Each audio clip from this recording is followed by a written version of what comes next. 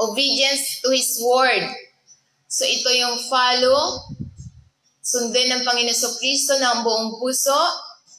Ito yung sinasabi na ang pagmamahal sa ating Panginoon Kristo ay kinabibilangan ng pagsunod sa kanyang mga utos at pamumuhay ayon sa kanyang mga turo.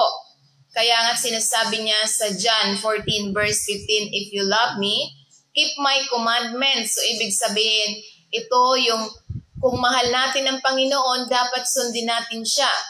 Na ito yung nagbibigay diin ang Panginoon Kristo na ang pagmamahal sa Kanya ay pinapakita sa pamamagitan ng pagsunod sa Kanyang mga turo. Ito hindi lamang tungkol sa emotional na pagmamahal, kundi tungkol sa paghahanay ng mga aksyon at buhay ng isang tao sa Kanyang kalooban. So ang pagsunod na ito ay sumasalamin sa isang tunay na kaugnayan natin sa Panginoon Kristo na nakaugat ng pagtitiwala at pangako sa Kanyang mga paraan. So kaya nga't mahalaga na sinusunod natin ang salita ng Panginoon dahil ito'y nagpapahiwatig na ang pagsunod sa Kanyang mga utos ay isang gawa ng pagsamba at pasasalamat na nagpapakita ng paggalang, pagmamahal at sakripisyo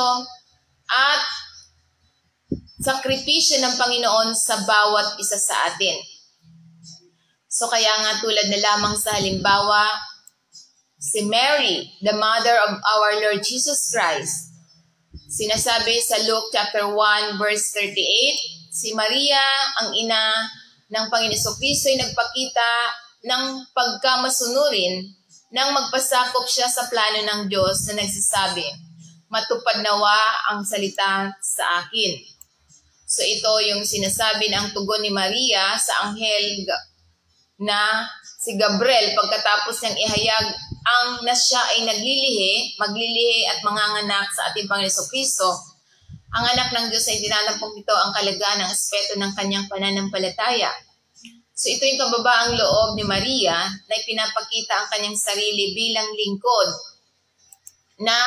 ng Panginoon na nagpapakita ng kanyang kahandaang magpasakop sa kalooban ng Diyos kahit na ang isang sitwasyon na hindi inaasahan at mahirap. So kaya nga ito yung pananampalataya, ang kanyang pagtanggap ay nagpapakita ng malalim na pagtitiwala sa plano ng Diyos sa kabila ng mga potensyal na panganib at kawalan ng katiyakan sa kanyang hinaharap. So kaya nga ito yung pagsunod ni Maria.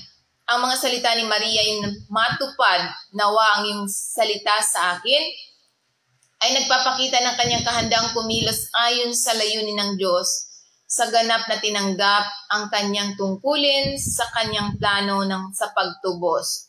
So kaya nga ito yung sinasabi na ang tugon ni Maria ay nagsisilbing isang makapangyarihang halimbawa ng pagsuko, pagtitiwala at pagsunod sa Diyos na nagbibigay inspirasyon sa bawat mananampalataya na magsabi ng oo sa tawag ng Diyos sa ating buhay. Gaano man ito nakakatakot, gaano man ito hindi natin alam na ang resulta, ngunit tayo sumasampalataya.